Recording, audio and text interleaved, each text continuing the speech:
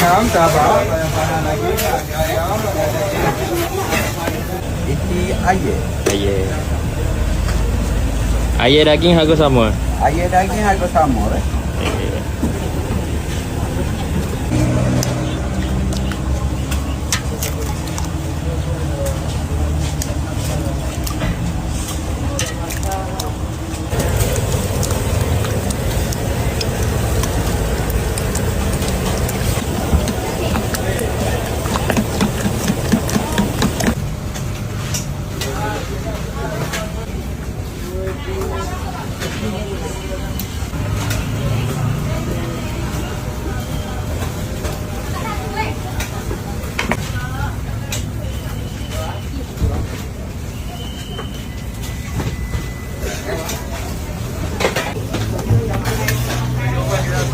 Gini siap ni bang. Ha? Ini siap ni. Sikit. Sikit lagi. Ayam tabak, banyak lagi.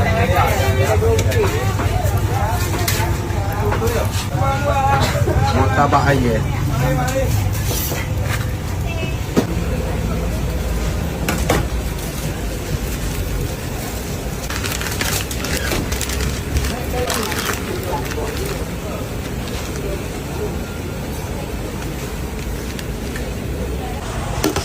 Ni iti dia bang.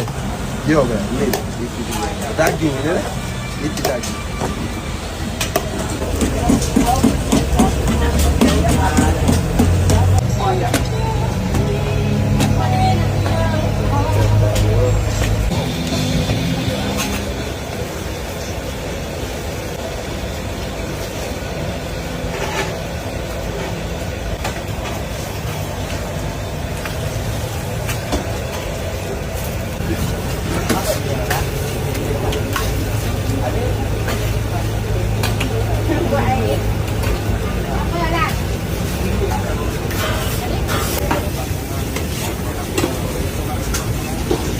Kita ada dua saiz, satu yang saiz mini. Yang ini RM6, kalau yang besar ni 12. Murtabak ni dah berapa lama kak?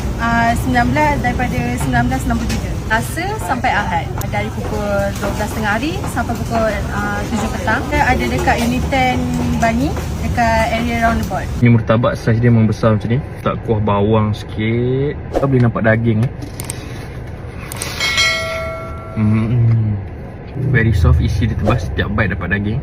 And harga dia RM12 untuk saiz macam ni memang berbaloi.